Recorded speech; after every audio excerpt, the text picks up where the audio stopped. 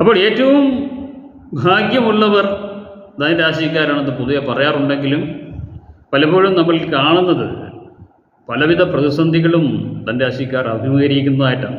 അതുകൊണ്ട് തന്നെ ആ രാശിയിൽപ്പെട്ട മൂലനക്ഷത്രക്കാർക്കും ജീവിതത്തിൽ പലവിധ പ്രതിസന്ധികളെയും അഭിമുഖീകരിക്കേണ്ടതായിട്ട് വരാറുണ്ട്.